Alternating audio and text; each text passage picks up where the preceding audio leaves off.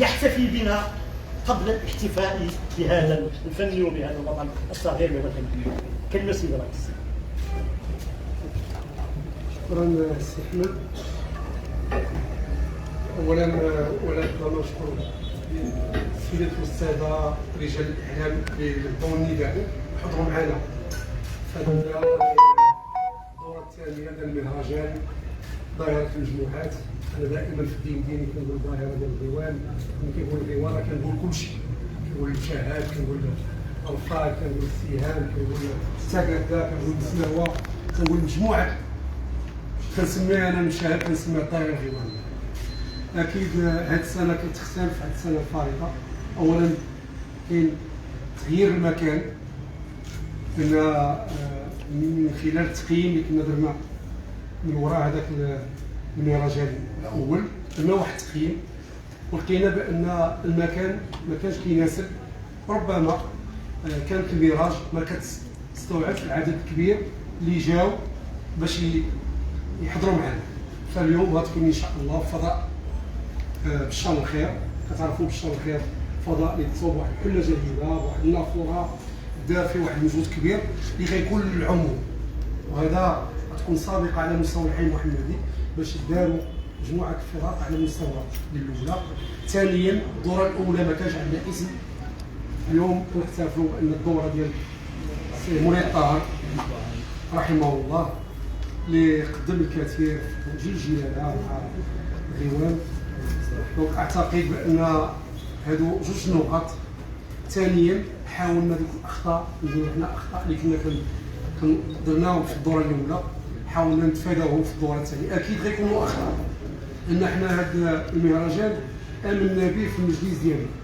قلنا ما يمكنش الحي المحمدي هو منبع الثقافه والفن، منبع الغيوان، منبع هذه الظاهره، وما يكونش عندنا واحد المهرجان ديالنا.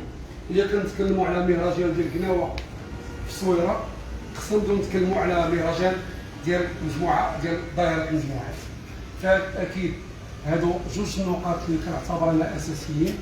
انا بغيت من هذا المنبر بهذه المناسبه نشكر جميع الاخوان اللي سهروا على هذه العمليه، اخص بالذكر السيد نائب مفوض قطاع السي مروان اللي حقيقه الفكره كانت من الاول وهو كتراوض وخدام عليها رغم كان في عطله واحد الظرفيه وجيزه، ولكن كان متبع عن كتاب وعطى انطلاقه ديال البرنامج. كذلك السي عبد الله، السي احمد، السي فريد، اخت فوزيه، سي برونو، السي العلام، اخوان اللي معايا كاعضاء غفير. اكيد لا كان مجلس اكيد حنا راه مهما من وضعنا هذا المهرجان في السكه ديالو حنا كمجلس راه متبنينو كلنا، ما كاينش فيه رئيس او مرؤوس.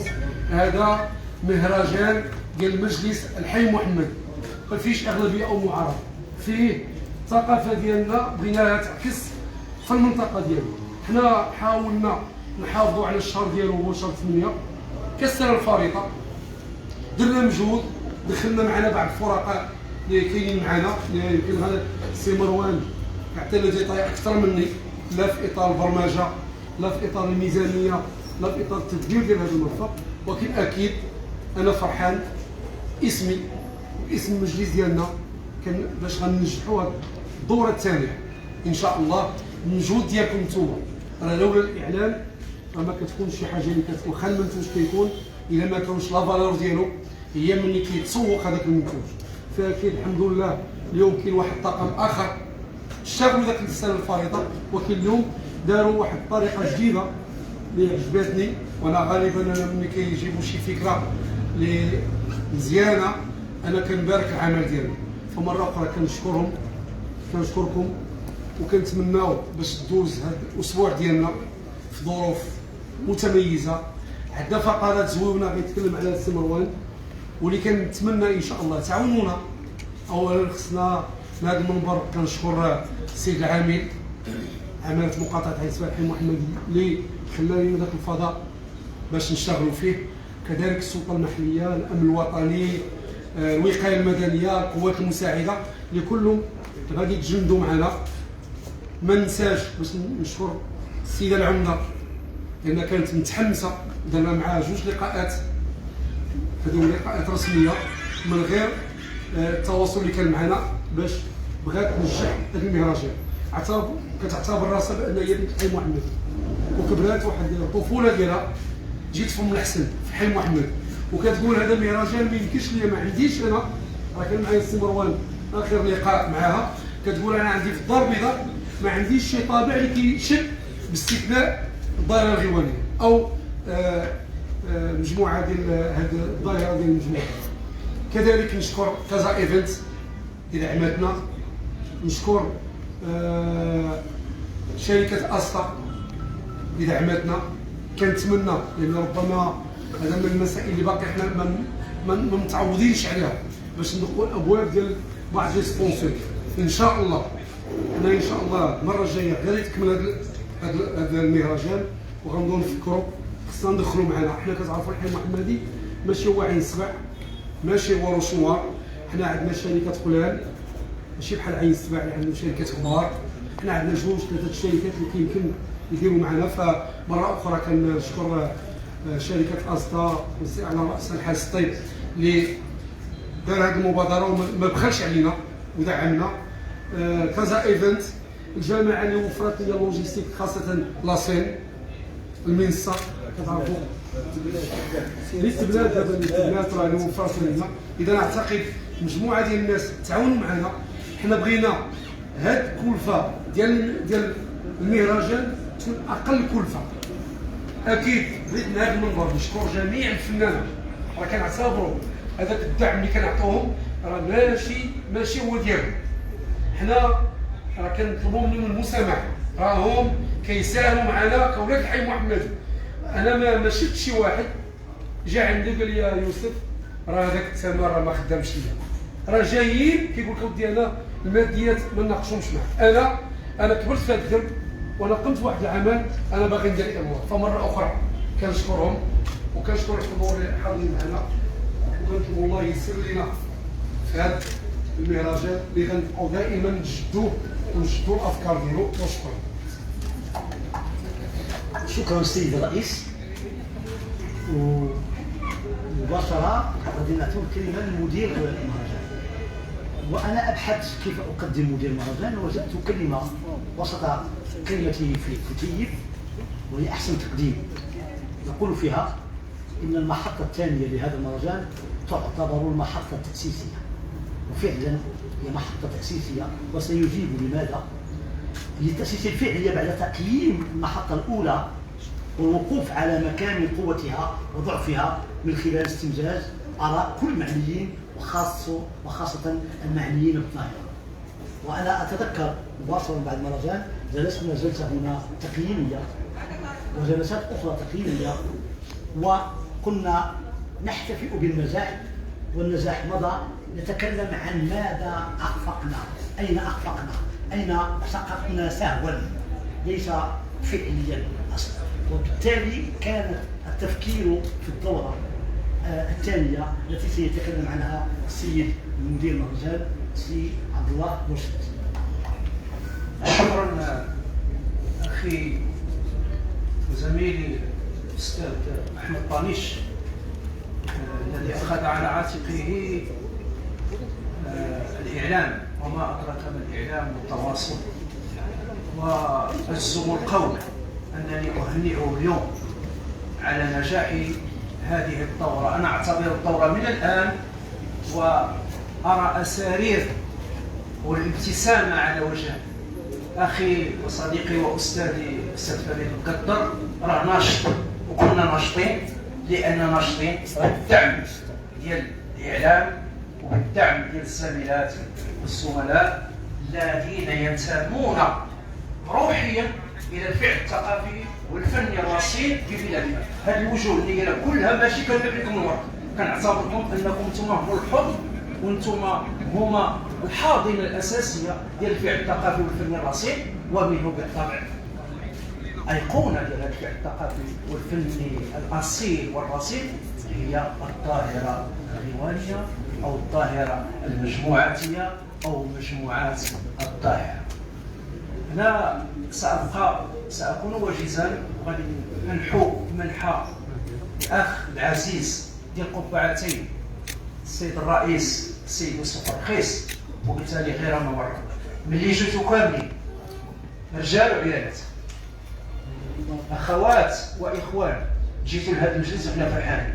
اللي كتلاقى مع الاخوات كل شيء، جميع السي مروان، الجميع اي محطه ثقافيه ولا رياضيه الا كتلقى الاخوان المجندين يعني جنودا في خدمه الحي المحمدي، على اعتبار الحي المحمدي، واقولها وارددها ان الحي المحمدي ليس فضاء جغرافيا محدود. الحي المحمدي هو روح، كتلقاه في المسيك ولا تلقاه في ساحه السراغنه ولا كتلقاه في طنجه ولا كتلقاه في الميريكان.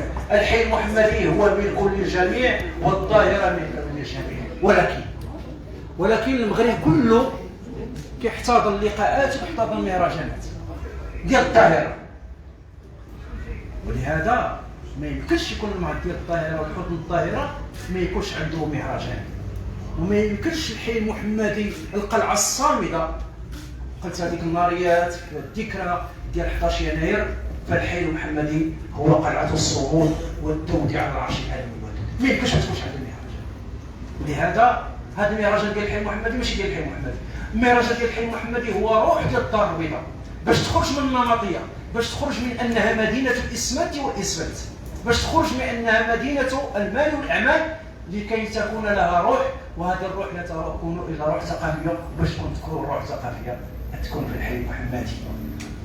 ما نطولش، انا ما باغيش نطول، لانه الشيء اللي يتقال الاخ اشار فاشار، السي احمد راه اشار فاشار. فالدوره الثانيه هي دوره تاسيسيه، هي دوره لرسم الطموح والانتظارات. كنت اقول دائما باننا صوب سهمك نحو الشمس لعلك تصيب المدخانه. هذيك المدخانه ديال الشابو غادي نجيو فيها دك اللي كانت عندنا ثلاثه الشومينيات، واللي اتمنى من السيد الرئيس بهذيك بشار الخير غتجيب بروتوتيب ديال لافارج وغادي تصوب لنا المدخانه تما ديال لافارج، باش تبقى هذا تاهيه ثقافيه بمواجهه ديال الغيوان. فهذه مرحله تاسيسيه ومحطه تاسيسيه وعندها خصوصيات. الخصوصيه الاولى تكلم على السيد الرئيس، خرجنا من الفضاءات المغلقه الى الفضاءات الرحبه والى الفضاء ديال الهواء الطلق. علاش؟ لان في اشاره ديال الديمقراطه، راه ماشي ولاد الحي المحمدي اللي غادي يجيو للمهرجان، غادي يجيو الصوار من كل المغرب للمهرجان. هذه الاولى. الثانيه وهو ان في السنه الماضيه وبعد تقييم السيد المدير الفني راه غادي يفسر هذا الشيء. الثانيه هو ان السنه الماضيه كانوا الرواد بوحدهم وكانوا الاستمراريه والمجموعات الشابه بوحدهم. اليوم وقع التلاقح، السنه وحده كيدوزوا فيها الشباب وكيدوزوا فيها الرواد.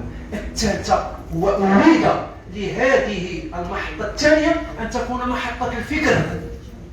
الغنى الا بغينا الغنى راه السي فتاح ولا السي المدوني غادي نسمعوا في اليوتيوب وغادي نشوف الفيسبوك يوميا، ولا الغيوان ولا تقدى ولا المشاهد يوميا.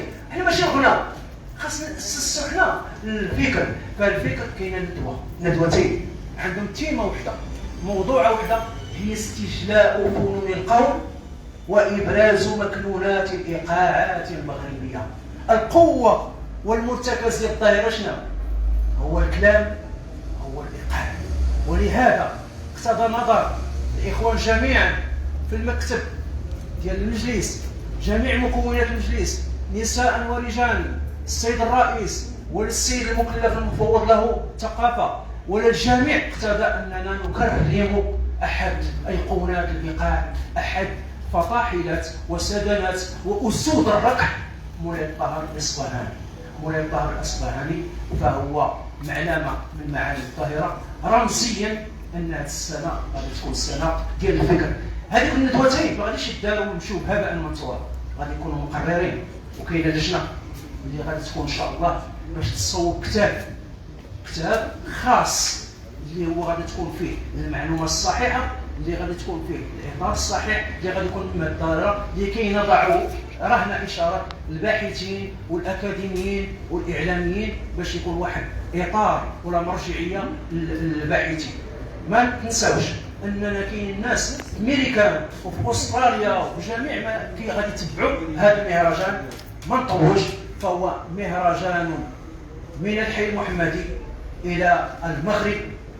هنا كاين الفنار والمناره اللي غادا تمشي للمغرب كامل، فهو مهرجان تمغربيت، مهرجان ديال الفن والثقافه الاصيلين. وبسم الله وصاها وبشرها وحي على الفلاح يا الصالح. شكرا سي الوزير عبد الله الرشيد. هناك اشاره مهمه عندكم في الملف، وهي شعار هذا المهرجان. شعار هذا المهرجان ظهرت مجموعات التاريخ والمسار والاعمار، وسيتم تنزيل هذا الشعار عبر البرمجه النوعيه في شكل المضمون، وعبر الندوات الفكريه التي تعتبر ماده اساسيه واحتفئ بها وخصص لها يومها البارز. وسأدعو إخوان أهل الصحافة والإعلام لمواكبة معنا المهرجان من خلال هذا الخطين، خط السهرات وخط الندوات الفكرية. المناسبة شرط، ونحن في هذا المكان، وأنا أتخيل أن هذا المكان في اجتماعات المجلس كيف يجتمعون. راه مختبر، لو تكلموا الحيوط يقولوا كيفاش تيدوز عندهم اللقاءات، لانهم الاساس في كل اللقاءات ويصلنا هي الغيره القويه على الحي المحمدي، هي الغيره القويه على الحي المحمدي، ونصفق لهم بقوه لانهم فعلا اثروا ذاك المختبر وذاك العمل يعطي ثماره. واعطي الكلمه لفرد من هذه الخليه التي تعمل بمقام الذات وفي زمن العطله وفي الليل والنهار، الاستاذ مروان الراشدي، الذي كنت اتواصل معه خلال ايام الاعداد في اي وقت من الليل والنهار، ودائما استسمح ويقول لي لا مرحبا مرحبا مرحبا. كذلك سيد الرئيس وكذلك باقي سيدي مروان الراشدي. فليتفضل. شكرا. انا ما عرفتش الاخوان عن الكلام كله بين الاخوان، ولكن نعطي بعض الاشارات. مادام السيد الطاليش تكلم على واحد الخليه اللي هي المجلس المقاطعه الحي المحمدي، نبغي باسمكم كاملين، لان هذا العمل اللي كتشوفوا الان وكتشوفونا حنا في المنصه، حنا راه غير نتاج ديال واحد العمل اللي قرروا مجلس المقاطعه كامل بجميع اعضائه واحد اللجنه اللي هي اللجنه الثقافيه والاجتماعيه والرياضيه اللي على راسها الاخ ابراهيم المسافر اللي هو الجند ديالي، وعلى النائبه ديالو الاخت الزهراء، وكاينه معنا الاخت سعيده، هذا الكبير ديال الاعضاء اللي راه كندوزوا وقت طويل في النقاشات وفي الجدال وفي هذا، ولكن كما قال سي طانيش لمصلحه الحي المحمدي باش في الاخير نخرجوا منتوج اللي كيشرفنا كاملين. كنختلفوا بعضياتنا نتخلقوا على بعضياتنا، ولكن مصلحه الحي المحمدي فوق كل اعتبار. فبهذه المناسبه كنبغي باسمي وباسم اعضاء المكتب السيد الرئيس نحيي جميع اعضاء المجلس، نحيي اعضاء اللجنه برئيسها ونائبها على المجهود اللي داروا معنا باش وصلنا لهذا المنتوج. جوج نبغي نبين اشاره اللي ربما بيناش الاخوان نتكلموا على جميع التفاصيل، ولكن اهم اشاره في هذا المهرجان هي ان اداره المهرجان هي من المجتمع المدني 100%. يعني المهرجان الاول كانت على راسه ممثل مقاطعه الحي المحمدي واعضاء. المهرجان الثاني هي لحظه التاسيس كما قلنا، واتفقنا بعض الامور اللي كانت هفوات بغينا نديروا التقييم. فالمهرجان الثاني ادارته من مدير المهرجان الى جميع الاخوه اللي اعضاء اللجنه هما اعضاء المجتمع المدني اللي هما متطوعين، وكنشكرهم بهذه المناسبه ناخذوا معنا هذا الرهان باش ننجحوا هذا اللقاء. ثلاثه الامور اللي تكلموا على الاخوان، الخروج الهواء الطلق، هذا كان نتاجا على التقييم راه درناه، ادماج مجموعات رائده مع المجموعات المحليه باش نهرسوا هذاك الوسطاكل، وحتى المجموعات المحليه يحسوا بنفسهم بان راه بنفس المكان مستقيمه. ولكن درنا واحد الشرط اساسي اللي خص الاخوان يعرفوه في الندوه الصحفيه، واللي خصنا من اليوم نكونوا كنا كنتعاملوا معاه بنفس المنطق، لا في الدوره الثالثه ولا الرابعه ولا الى غير ذلك. كل مجموعه محليه مرحب بها، معززه مكرمه، ولكن تغني غناها. انتهى الوقت اللي غتطلع لي مجموعه تغني الغيوان وتغني تقاده وتغني السهام وتغني مشاهد. احنا القيمه اللي عندنا في الحي المحمدي ان هذه المجموعات تبارك الله كلهم مشاركين، لا الغيوان لا تقاده لا مسناوه لا المشاهد لا السهام لا هذا كلهم مشاركين. وبالتالي المجموعات المحليه خصهم يبداو يعطيو المنتوج ديالهم المحلي. هذا هي كانت اضافه في هذه النقطه. نبغي نوضح الجانب المالي باش الاخوان يكونوا فاهمين وعندهم صوره كيفاش باش نقيموا المهرجان المالي. اولا اعضاء اداره المهرجان لا علاقه لهم بالتدبير المالي، باش ننزههم على اي حاجه واي تدخل في الجانب المالي او انهم دخلوا في تحديد ديال السومه ديال الثمن او هذه المسائل، فلا علاقه لهم. هاد الاخوان جاوا باش يدبروا الجانب الاداري ديال المهرجان ونجاح المهرجان. الجانب الثاني كما قال السيد الرئيس وانا اشاطره، كان عندنا طموح كبير اننا الاخوان يكون تعويضاتهم اكثر بكثير من ذلك، ولكن فوق طاقتك لا تولى. الاخطاء اللي كاينه دابا كنستافدوا منها، نتمناو ان في الدوره الثالثه غنفتحوا في اكتوبر المقبل ان شاء الله على دي سبونسور، لان ملي تكلمنا مع لي سبونسور طلبوا منا ان نجيو عندهم بدايه الموسم باش يقدروا يحدوا لاصوم اللي ساهموا معنا. فمره اخرى نعتذر للمجموعات، راه ماشي بالتعامل بسوء التقدير او كذلك، ولكن فوق بغينا على الاقل نحافظوا على المهرجان يبقى كاين، وان شاء الله مستقبلا غادي. التكلفه الاجماليه ديال المهرجان هي 400,000 درهم، 40 مليون باش الاخوان يكونوا عارفين. عندنا وبهذه المناسبه كنشكر السيده رئيسه مجلس مدينه الدار البيضاء السيده نبيله بنيلي، لان لولاها ما كانش ممكن غنزيدوا بهذا المهرجان. دارت معنا مجهود كبير ودارت هذا. كتعرفوا ان دابا 7 ايام غتبقى محطوطه المنصه، وكتعرفوا الفنانه كتعرفوا الثمن ديال المنصه في النهار شحال، راه تقريبا باقل ثمن 180,000 درهم. انتم راكم عارفين كل الاثمنه. حنا درنا ليستيماسيون قاعدين شحال مخلصين، ولكن ليستيماسيون 180,000 درهم ديال 7 ايام، درنا غير 30,000 درهم اللي راه ممكن تكون اكثر. عندنا شركه اسطا مشكوره اللي تضامنت معنا وساهمت معنا ب 80,000 درهم. عندنا كازا ايفنت ساهمت معنا ب 60,000 درهم، وعندنا مقاطعه حي محمدي مساهمه ب 80,000 درهم. باش تكونوا عارفين الامور كيفاش غادا. هاد المساهمات ما خديناوش حنا فلوس، باش تكونوا عارفين، لا ديال كازا ايفنت ولا ديال مجلس مدينه الدار البيضاء، هادو كلهم جاونا بشكل عيني. حتى اسطا طلبنا منهم باش الاخوان يكونوا عارفين، حتى اسطا مشكورين طلبنا منهم يجي الممثل ديالهم يكون حاضر في السهرات وهو يعطي لك التعويض مباشره للمجموعات باش ننزهوا لا الاخوان في المقاطعه ولا هذا على اي قيل وقال، وباش تا هما يحسوا بانهم كيتعاملوا مع مؤسسه اللي كتحترم التزاماتها وكتحترم تعهدها. فهذه هي الصوره ديال الجانب المالي وديال التدبير المالي. بغيت نحط الاخوان في الصوره مره اخرى باش ما نطولش عليكم. كنبغي نشكر الفنانه، كنبغي نشكر السيد العامل على الدعم ديالو معنا، كنعاود نشكر السيده العمده، كنشكر اعضاء مجلس مقاطعه الحي المحمدي، وشكرا لكم.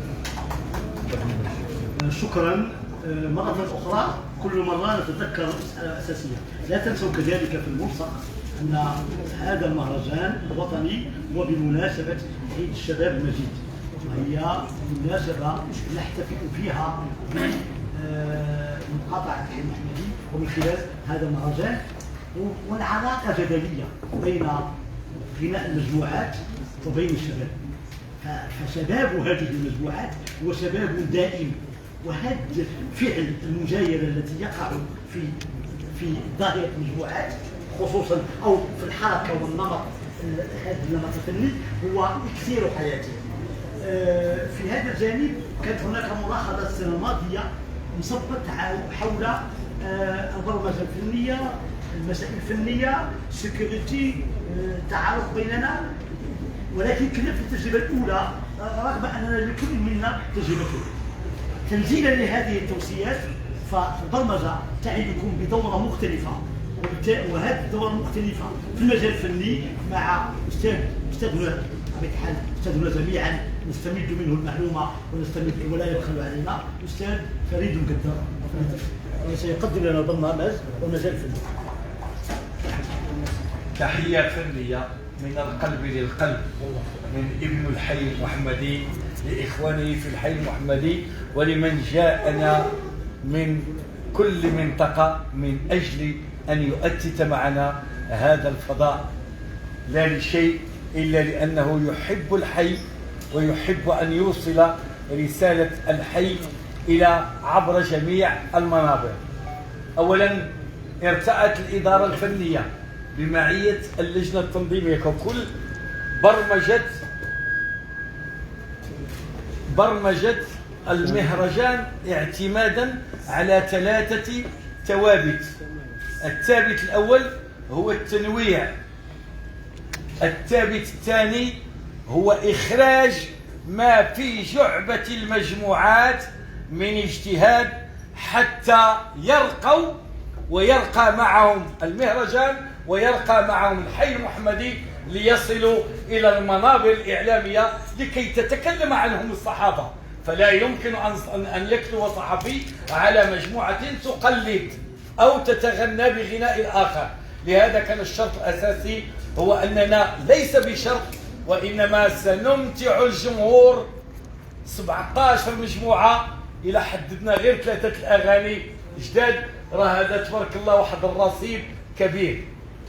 أولا في الافتتاح ارتأينا رؤية المخرج المسرحي والمغني والضيف، وضيف الشرف لهذه السنة هي مجموعة إسلام. وحينما أقول مجموعة إسلام أو أقول تربت الإسلام تغنى أمار بن مزيغ، راه بغينا نأتوا للغتين أو لثقافتنا الأمازيغية. ولماذا السنة الماضية سننفتح على الحسانية. هناك مجموعة ميلود مسنوى ثم مجموعة جيللة التي ستغني بعد أن نشاهد نتاج المرحوم مولاي الطاهر الأصفهاني. اليوم الثاني اللي هو الثلاثاء اخترنا كمتربع على المنصة كل من مجموعة السهام ومجموعة تقدة للفنون الشعبية حتى يكتمل العقد. هناك مجموعة أحفاد ومجموعة أهل الخلود ومجموعة الرفاد. هناك الرواد القدامى وهناك الذين استمروا بعد فترة سكوت وهناك من يجددون الدماء.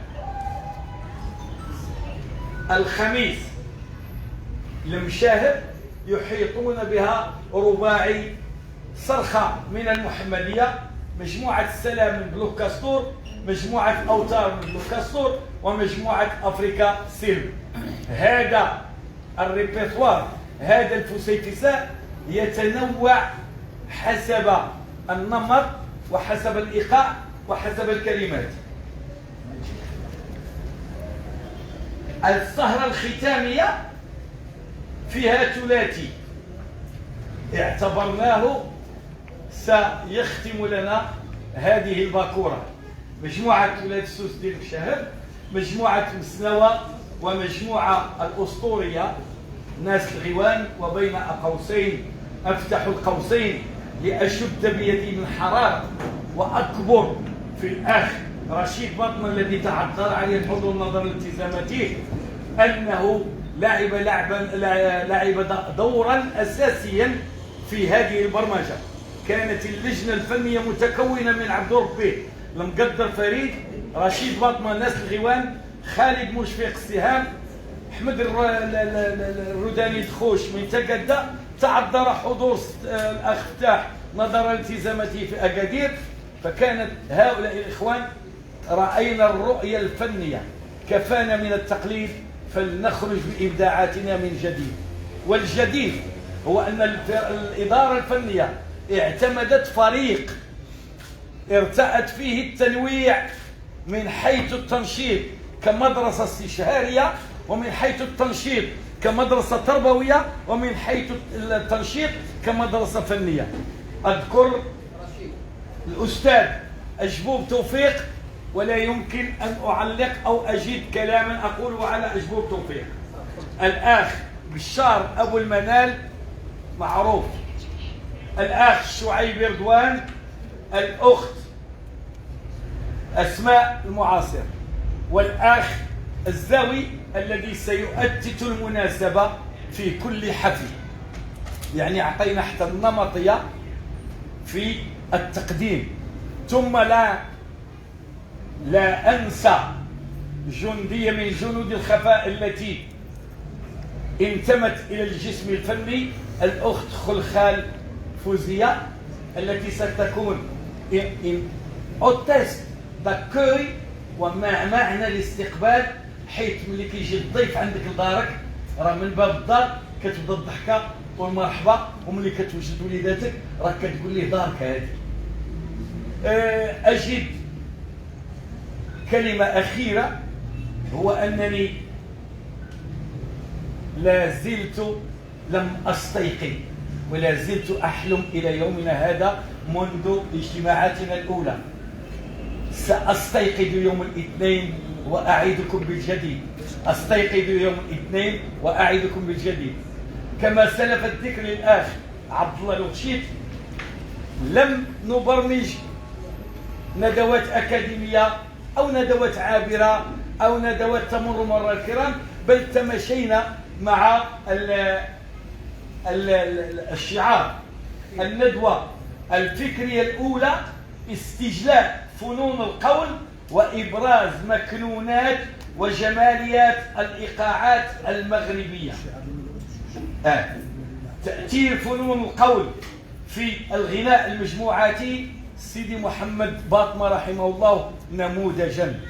وحينما نقول محمد باطمة لا نستثني العربي أو أي أحد، ولكن في محمد باطمة هو الذي أعطى للغوان، أعطى للمشاهب، أعطى للمسنوى، وأعطى بكورة لمحمد الغاوي في أغانيه الوطنية وتجدى. يعني هذا الرجل كان يتماشى مع الشجرة ويعانق الشجرة.